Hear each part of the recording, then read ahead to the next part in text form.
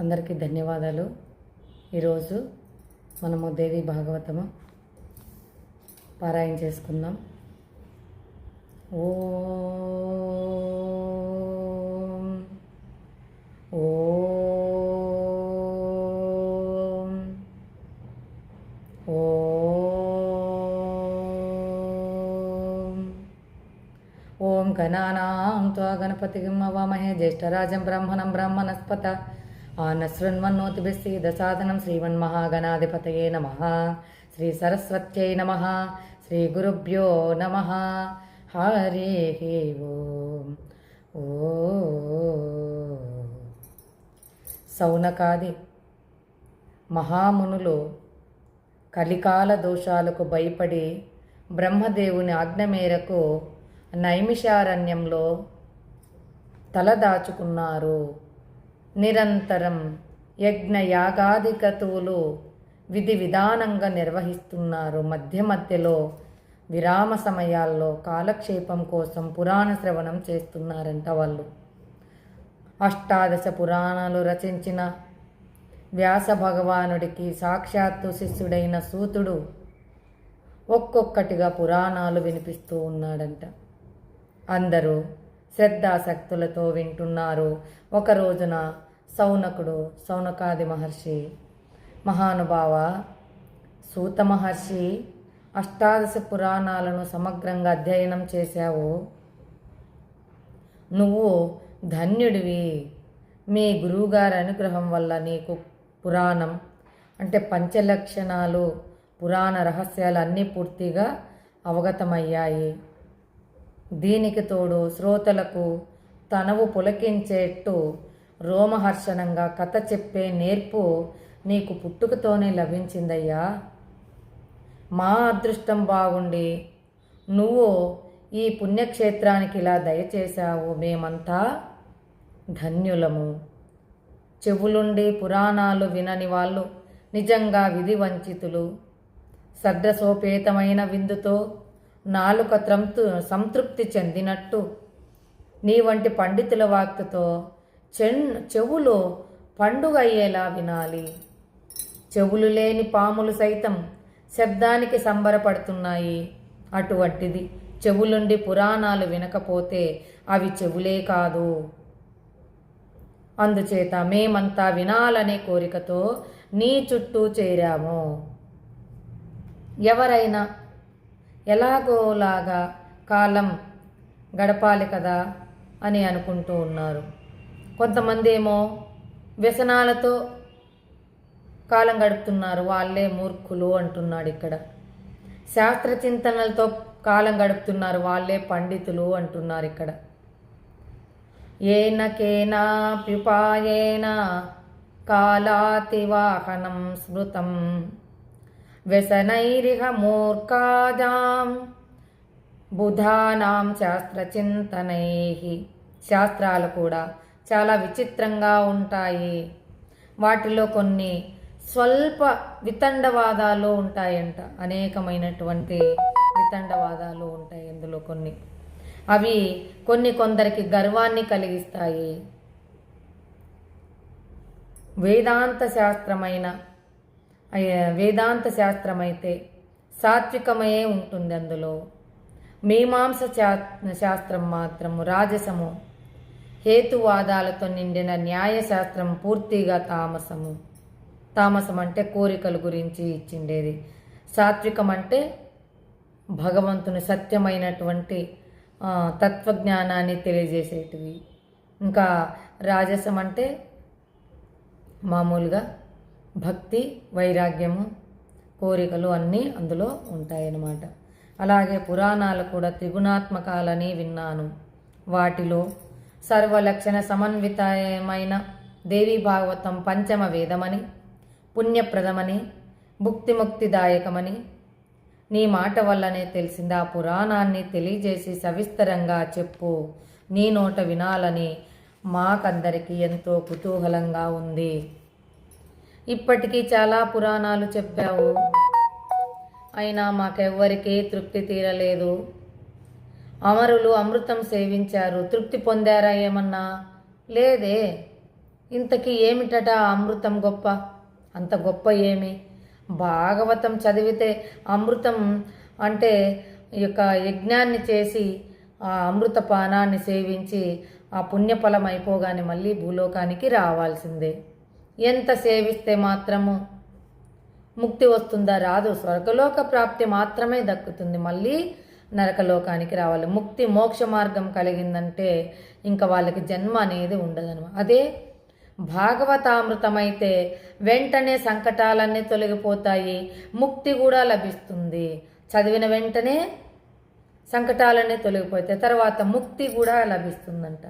సుధాపానం కోసమని మేమంతా ఎన్నెన్నో యజ్ఞాలు చేసాం అమృతం సేవించాలని. అయినా శాంతి ఉందా? లేదే. యజ్ఞఫలం స్వర్గప్రాప్తి, కొంతకాలానికి యజ్ఞం చేయటము వాటి ఫలితంగా స్వర్గప్రాప్తి, కొంతకాలానికి ఆ స్వర్గం నుంచి మళ్ళీ ఆ పతనం మార్గంలో భూలోకానికి రావటం జరుగుతుంది. సంసార చక్రంలో మళ్ళీ పడవాల్సిందే. మళ్ళీ బాల యుక్త యౌవన ప్రౌఢ ఈ దశలన్నీ మారాల్సిందే. బాలాత్మ, యుక్తాత్మ, యవనాత్మ, ప్రౌఢాత్మ ఇవన్నీ మారాల్సిందే మళ్ళీ సంసార చక్రంలో. ఇలా నిరంతరం పరిభ్రమించడమే కదా. త్రిగుణాత్మకమైన ఈ కాలచక్రంలో పడి తిరుగుతున్న మానవులకు మోక్షం లేదు. జ్ఞానమొక్కటే ముక్తి మార్గం. అందుచేత పరమ పావనము, అతి గుహ్యము, ముక్తిదాయకము, ముముక్షువులకు అత్యంత ప్రియము అయిన దేవి భాగవతాన్ని సవిస్తరంగా మాకు వినిపించు. ఇక 1వ అధ్యాయంలో 25వ శ్లోకము. ఈ అభ్యర్థనకు సూతుడు ఎంతగానో సంతోషించాడు. సౌనకాది మహామునులారా, నేను ధన్యుణ్ణి, నా భాగ్యమే భాగ్యమయ్యా. వేద సంహితమైన భాగవతం చెప్పమని మీరు అడిగారంటే నేను పరమ పవిత్రున్నయ్యాను. తప్పకుండా భాగవతం చెప్తేనే వాళ్ళు ఎంతో పవిత్రులైతేనే వాళ్ళ నోటి నుంచి భాగవతం చదవాలన్నా కూడా పవిత్రులైతేనే చదవగలుగుతారు. మిగతా వాళ్ళు చదవలేరన్నమాట. సర్వ వేదాలకు, సర్వశాస్త్రాలకు, సర్వ ఆగమాలకు సారభూతమైన దేవి భాగవతం అతి రహస్యము, అతి గుహ్యమైన మీ వంటి యోగ్యులు అడిగారు కాబట్టి, ఎంతో జ్ఞానం కలిగిన వాళ్ళు, యోగ్యం కలిగిన వాళ్ళు అడిగినారు కాబట్టి వివరంగా చెబుతాను. యోగులకు ముక్తిప్రదమై, బ్రహ్మాది దేవతలకు సేవ్యమై, మునీంద్రులకు ధ్యేయమైన ఆ తల్లి పాదపద్మాల జంటకు నమస్కరించి, ఆ పాదపద్మాలకు నమస్కరించి ఇప్పుడే మొదలు పెడుతున్నాను, శ్రద్ధగా ఆలకించండి అని చెప్తున్నాడు. ఇది పురాణోత్తమం, పురాణాలకెల్లా ఉత్తమమైనది. సర్వరసాలయం, అన్ని రసాలు దీని కింద దిగదుడిపే. భగవతి అనే పేరుతో ప్రసిద్ధమైంది ఈ యొక్క భాగవతము. శక్తి, విద్య, జ్ఞానము, అన్నింటికీ పరమైనటువంటి యొక్క పరమాత్మ దివ్య తేజస్సు, సర్వజ్ఞ, భవబంధ విచ్ఛేద నిపుణ మొదలైన నామధేయాలతో స్తుతింపబడుతూ మహామునీంద్రులకు ధ్యానంలో మాత్రమే దర్శనమిచ్చే భగవతి ఈ పురాణంలో ప్రత్యక్షంగా కనిపిస్తుంది. సకల సిద్ధులు కలిగిస్తుంది ఈ యొక్క పురాణం.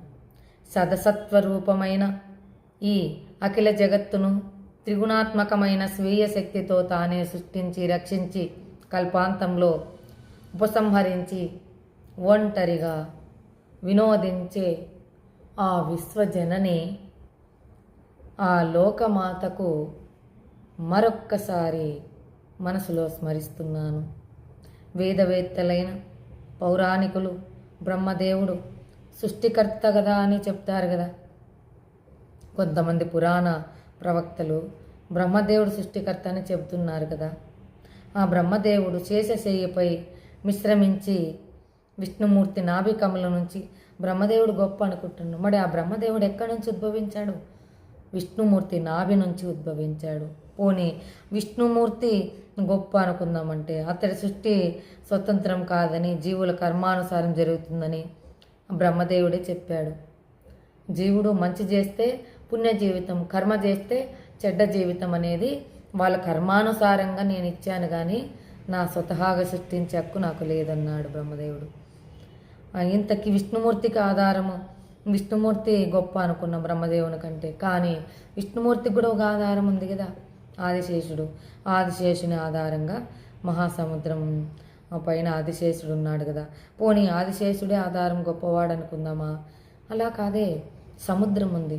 పోనీ ఆ సలిలం, ఆ రసస్వరూపమైనటువంటి ఆ పాత్ర లేకుండా ఉంటుందా? సముద్రం గొప్పదనుకుంటే కాదు, సముద్రం కూడా పాత్ర లేకుండా లేదు. కాబట్టి అందుకే ఆ భూమే జగజ్జనని భూమిగా మారి ఆ ఆధారమే జగజ్జనని, ఆ సర్వశక్తి స్వరూపిణి పాద పద్మాలకు శరణు వేడుతున్నాను. యోగ నిద్రామీలితాక్షం విష్ణుం దృష్ట్వాంబుజే స్థితః అజస్తుష్టావయాం దేవీం తామహం శరణం వ్రజే. విష్ణుమూర్తి యోగ నిద్రలో ఉన్నప్పుడు నాభికమలంలోని బ్రహ్మదేవుడు ఆ జగన్మాతను స్తుతించాడంట. ఏమి చెయ్యాలి అని. సగుణ రూపిణి, నిర్గుణ రూపిణి అయినటువంటి ఆ మహాతల్లి, మాయాస్వరూపిణి, ముక్తి ప్రదాయినైనటువంటి ఆ తల్లిని ధ్యానించి, దేవీ భాగవతం సవిస్తరంగా చెబుతున్నాను మునులారా వినండి అని చెబుతున్నాడు. జగన్మాతను ప్రార్థించి ఇలా వేడుకుంటున్నాడంటే ఇలా చెప్తున్నాడు. పురాణ ప్రపంచం ఇది మహాపురాణము, ఉత్తమోత్తమైనది.